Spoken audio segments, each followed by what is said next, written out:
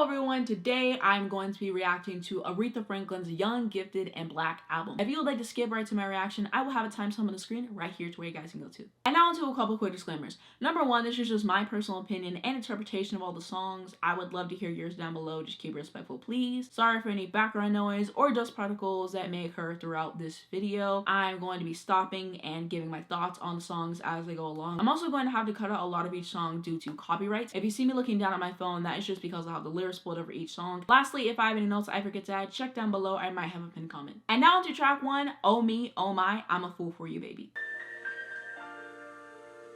To make you laugh, I would be a fool for you. The people turn and stare. I would give my everything to keep you warm. Stage a ballet on the tabletop.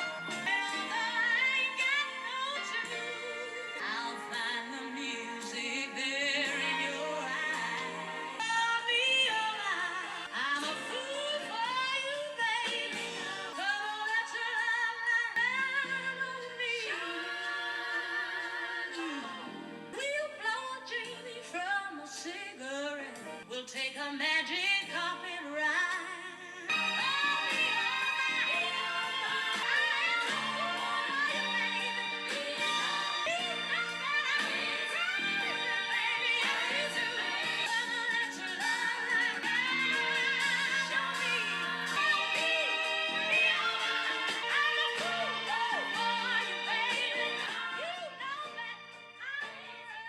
Okay, so my thoughts on this track, absolutely exquisite to listen to. I thought that her vocals on here were gorgeous as always. I just really appreciate her as a vocalist and her skill and range and textures of her voice. So she knocked it out of the park vocally as she always does. I really love the instrumentation. Just everything sounds so good on here in terms of that. I like the lyrics as well. I just really like how the track flowed. And I really appreciate music from like the 60s and 70s, and it just has a certain feel to it that no other music does. And this was just something that was produced so well overall, and so it was very enjoyable to listen to and very excited to listen to the rest of the songs on this album. The song was originally a minor hit by Lulu in 1969. Aretha Franklin's version of the song was released in 1972. Both Lulu's New Roots and Aretha Franklin's Young, Gifted, and Black albums were produced by Arif Mardin, Jerry Wexler, and Tom Dowd. The song was written by the Stoics vocalist and guitarist Jimmy Doris. And this is why it's always a good thing to read Genius cards. I know that she did a lot of covers. Some of them I can recognize by the title, like I might be familiar with the song, but some songs I just have no clue because I've never heard them before. It's always good to get this information, and I'll have to check out the original at some point to see how I like it, but overall I can appreciate what Aretha did with this song. Her covers are something that are always interesting to listen to. And now on to track two, Daydreaming. So I have heard this one before. I don't really remember how it sounds, but whenever I listen to albums for videos, I like to listen to it the whole way through. I will listen to it again for this video.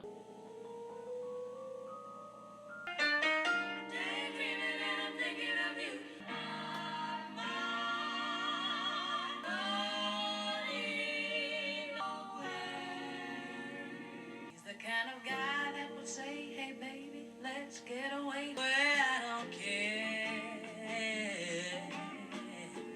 Give you everything and trust your heart till death do you part. Wanna be what he wants when he wants it and whenever he needs it.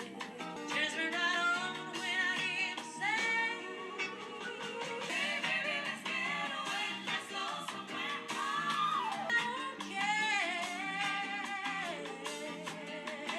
Please don't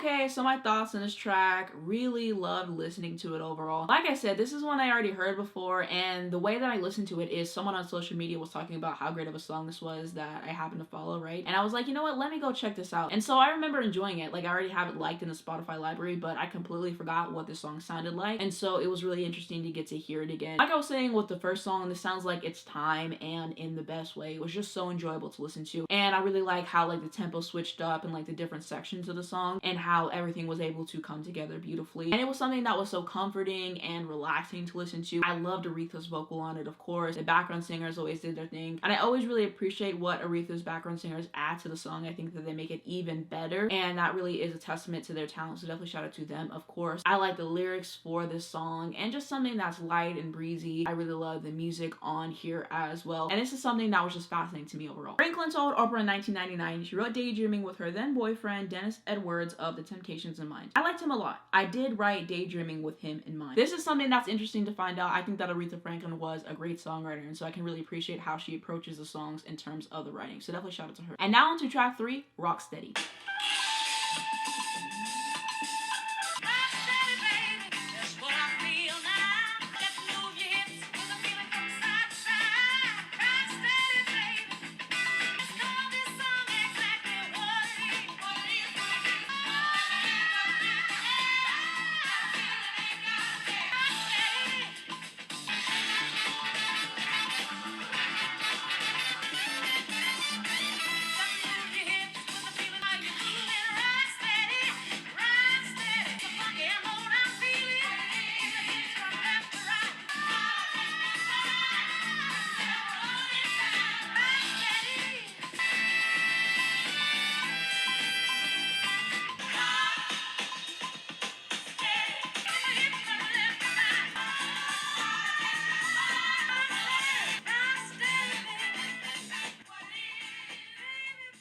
Okay, so my thoughts on this track. I really liked listening to it. I thought that her vocal was impressive as always. I thought that it had a really great groove to it. I really liked the drums and I really liked the horns and just the instrumentation all throughout this track, and something that was enjoyable to listen to. And now on to track 4, Young, Gifted, and Black.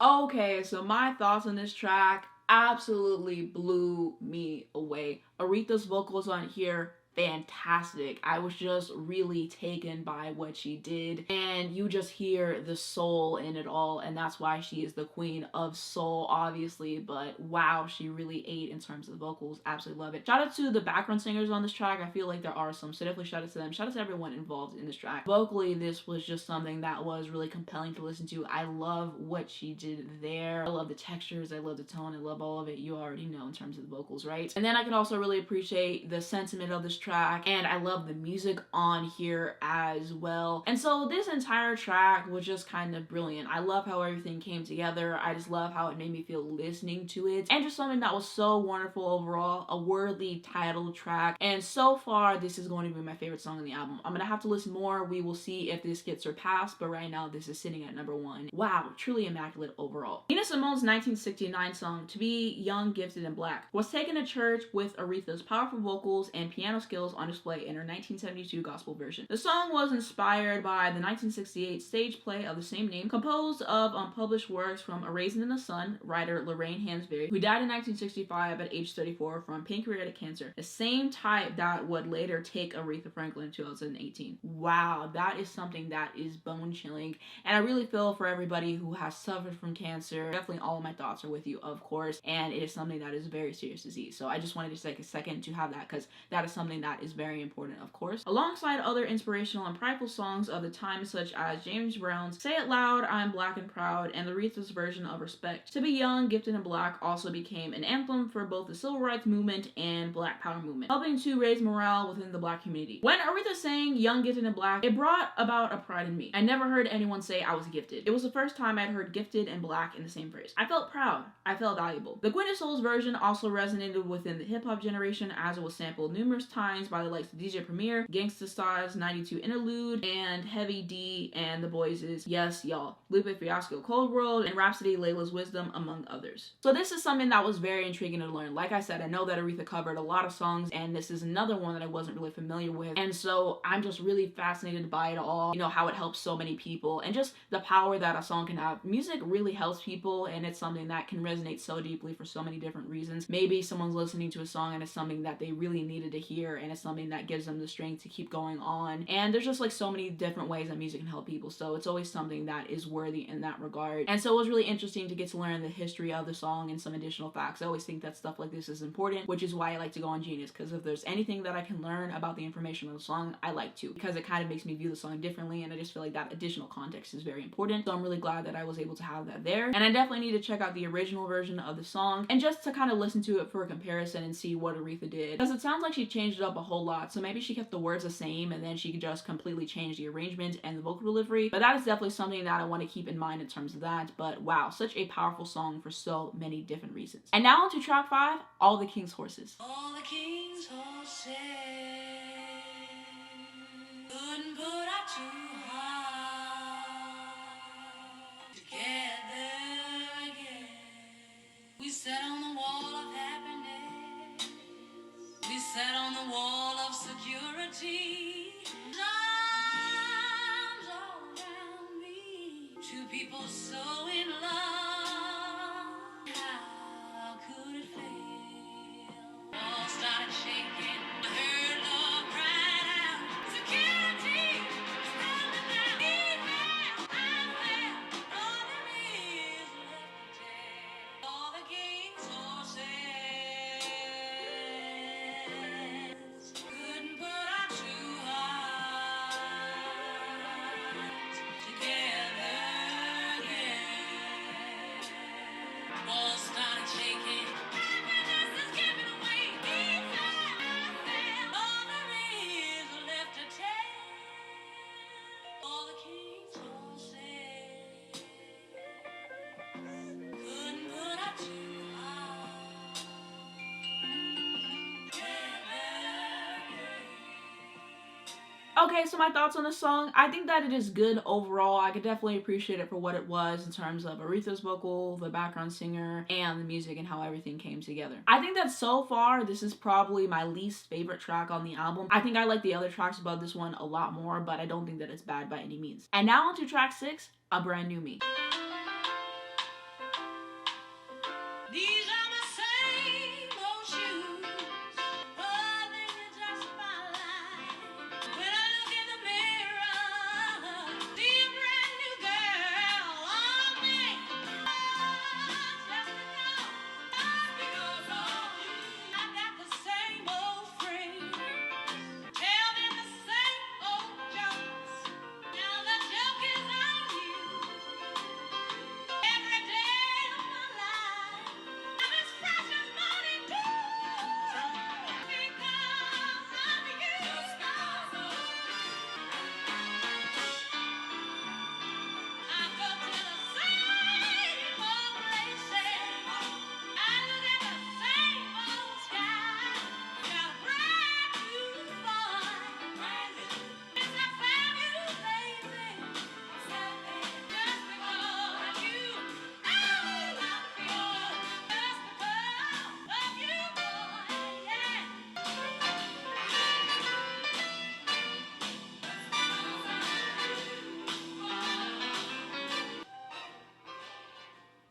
Okay, so my thoughts on this track overall. I felt like it was something that was really delightful to listen to. Nice change of pace from the last track, in my opinion. Her vocals on the song were lovely. I really appreciated what she was doing there. Once again, shout out to the background singers, you already know. I like the lyrics of the song. I like the general sentiment. I love the instrumentation on this track. I believe I heard some saxophone on there, which was pretty cool, and I just really love everything that was going on. It was something that was a very pleasant listen overall. And now onto track 7, April Fools.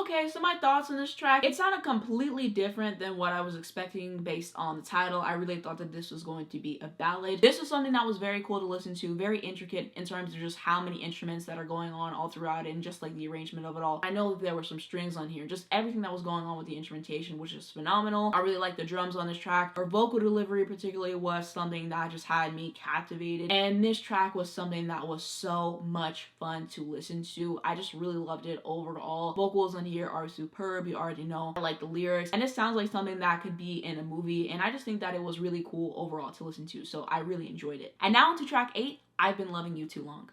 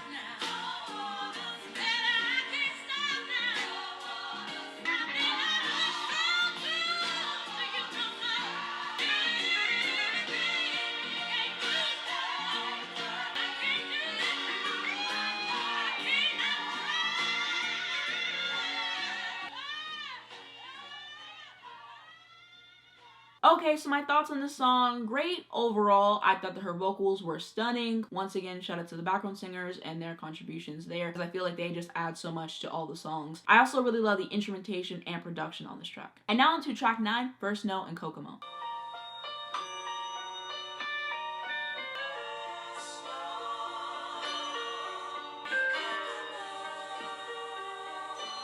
The first snow in Kokomo, open Indiana highway.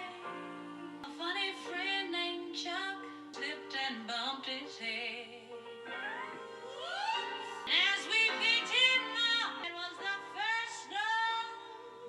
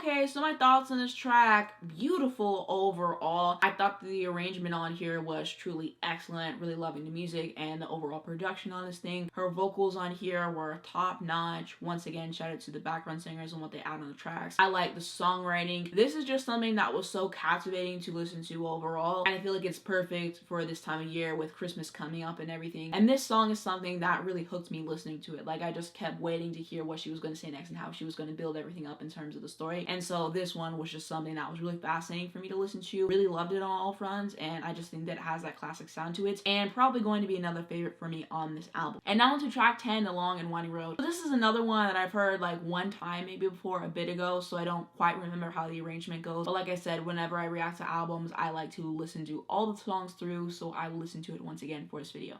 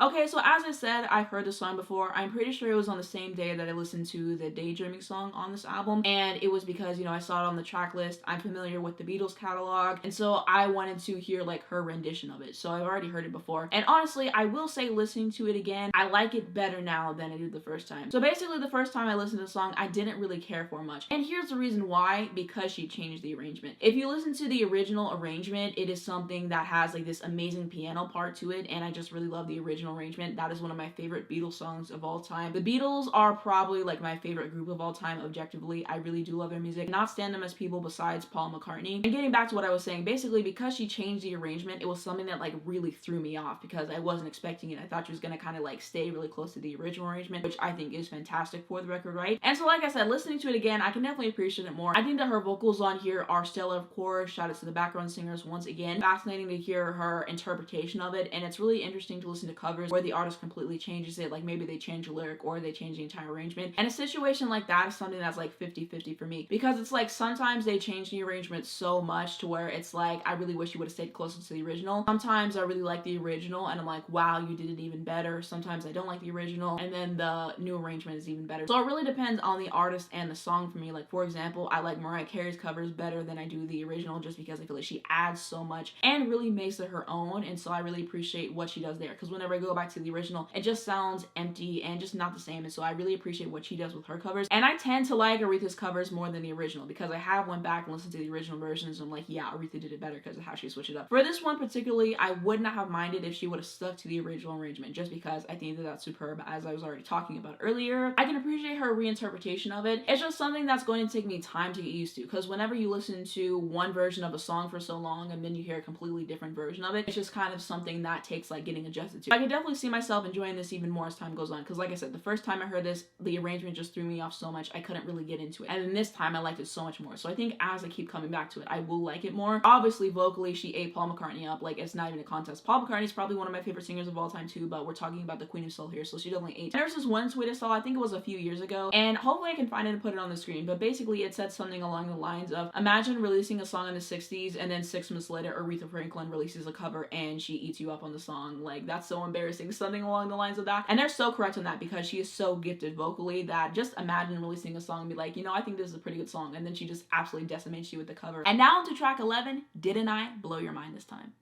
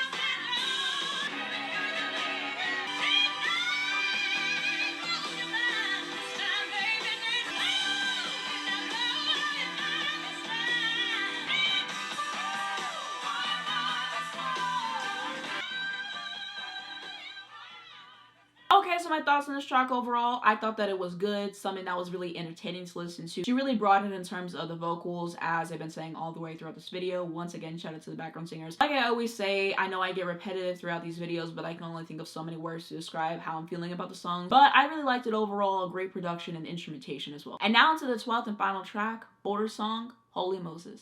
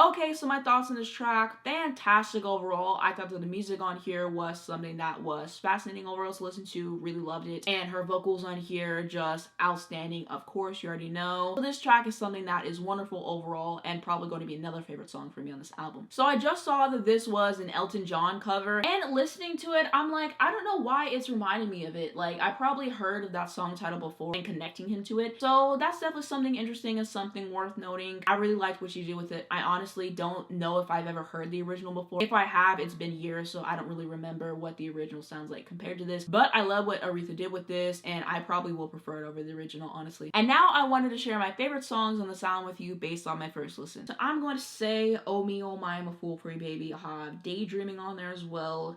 Young, Gifted, and Black. Still my favorite song on the album, just excellent overall, so that's still number one for me right now. And then I'll also have First Snow and Kokomo. Then I'll have Border Song, Holy Moses as well. And so these are just going to be my favorite songs on the album based off first listen. Of course, as I listen to the album more, my opinions can change, and we will see what happens there, but this is just how I'm feeling right now. Now I wanted to share my overall thoughts on this album with you based off my first listen. So I do think that this is a solid album. I really quite enjoyed listening to it. And as I said before, Aretha is slowly becoming one of my favorite artists of all time. I just really love how versatile she is in terms of like the genres that she's able to cover, her tone, her range, and just everything that she's able to bring vocally is a treat. Queen of Soul for a reason. You get superb vocal performance after superb vocal performance every single track on this album, so she just really knocked it out of the park in terms of the vocals on this album. As I've been saying this entire video, shout out to her background singers. I just feel like they really elevate the songs to another level, and I always really appreciate what they add in there, and the background parts in the songs are always cool. I think that the songwriting on this record is great, something that's really fitting for her. I can really appreciate how she reinterprets the covers like I was mentioning, and I just checked Wikipedia just for more information in terms of that, and it says that she did write 4 of the songs on this album, so definitely shout out to her as a songwriter. As I said before, I think that she's a great songwriter, so I'm always really delighted to hear her compositions, and I just think that she had a really unique style of writing and something that's always really fascinating to listen to, so definitely shout out to her. Shout out to the other songwriters on this album, of course. Also, I love how this album sounds. I think that the instrumentation on here is splendid to listen to. I really love all the horns and piano and drums and guitar and bass. Just everything that's going on there is something that is so fascinating generally, and I think that the production on here is pretty great overall, so I just really love what's going on in terms of that. Like I said before, I really love music from this time period, so that is something that is working in this album's favor for me as well, and so I just really like what she tapped into on this specific album, and she kind of went in more of a gospel direction with this album particularly. I know that she has done gospel throughout her entire career, but I have not listened to the entire discography yet. I'm basically just talking about in terms of the albums that I've listened to from her so far, but I'm actually really excited to listen to it, especially because I know that she had a gospel album before this, I believe, called Amazing Grace, something like that. Hopefully I'm not messing up the title, but I've heard great things about it, so I'm really excited to check that out at some point. But this one had like more so like of a gospel feel and stylings there, and so it was really cool to listen to in terms of that, so I really love that about it. And like I was saying earlier, this album is something that's so comforting and so relaxing to listen to. Also, like I said, this album is perfect for this time of year. Excited to listen to it more this month. I think it's gonna hit even harder next month, so I think that the sound of this album is something that is unique and something that is cool, and Aretha Franklin is just such a great artist overall, so I can really appreciate what she brings to the table. But I just love how this album sounds and just the specific genres that she went into for it, and just the entire atmosphere of this is just something that is truly immaculate. And so I just really like this album overall. I think the album cover is great. We love the album title, and as I was saying before, the track, I believe it's All the King's Horses. I think that's something that's going to take me a little bit more time to warm up to. I think that this song is good, like I was saying. I think the other songs, I just tend to like them a lot better. I think that they're just more dynamic and more interesting to listen to. So I feel like as I listen to that more, that's something that can grow on me. We'll have to see what happens there. Maybe it's something that can be skipped. We will have to see what happens in regards to that track, but for the record, I don't think that it's bad at all. Also, in regards to the Long and Winding Road, I'm definitely going to have to get used to this particular arrangement of it, because like I said, I'm very familiar with the Beatles arrangement. I love that arrangement, and so it just is something that's going to have to take me to get used to in terms of that, but I really loved her vocal on there. I thought it was stellar across the board in terms of that, just on that particular song on the album. Incredible, like we already discussed, right? And so those are like some things that I think I'm gonna have to get used to, but overall I think that this is a lovely album and something that I'm going to cherish listening to for years to come, and so I'm just really excited to keep on listening to it, of course, and I'm just so glad I'm finally doing another video on Aretha, because these have been a joy to do so far. In terms of my journey with Aretha's music, I have listened to a few albums. So the first album that I listened to was the Aretha Now album. Absolutely loved it. And then I listened to I Never Loved a Man the Way I Love You. I believe that's what it's called. I really love that album. Like I said, hopefully sometime next year I want to do an entire review of that, talk about every song, because I really feel like it deserves it. I did listen to Lady Soul. Like I said before, I need to listen to it again just to soak in the songs again, because I don't really remember how any of it sounded, so I have to go back to that. I listened to the Spirit in the Dark album. Love that one as well. And then just recently, I believe it was like a couple days ago, I listened to the This Girl's in Love with You album, which I absolutely loved for the record. The only song I didn't gravitate towards on my first listen was going to be Eleanor Rigby. It's a similar thing to The Long and Winding Road. She just changed the arrangement, and the arrangement on Eleanor Rigby is just so spectacular. You know, you have this entire orchestra, and so I really wish she would have done the original arrangement, because I really think she would have just took it to the next level with the vocals. Like, that would have been exquisite. And so it's just really hard for me to get used to this new version. I think that objectively it's good. It's just really hard for me to get used to it. I do prefer the original because the arrangement was just so spectacular. That's like the only song on that album I didn't really gravitate towards on my first listen necessarily, but I don't think it's bad. It's just, like I said, I'm so used to one version of it. The only other issue I have with it is like the mixing on her voice. It's like towards the back half of the album. I think it's on 2 tracks in particular. I cannot remember which ones they are because I haven't listened to this album enough. I think I've only listened to it like 2 or 3 times, something like that. But there's like 2 tracks to where the vocal, it just sounds like way too in front, and it just doesn't sound like it was mixed properly. Like, they should have turned the vocal down like one specific part of the song and it would have been right. If you've listened to the album, you'll probably know what I'm talking about, but that's at least how I feel. Like, it just doesn't feel right like in certain parts of the vocal. But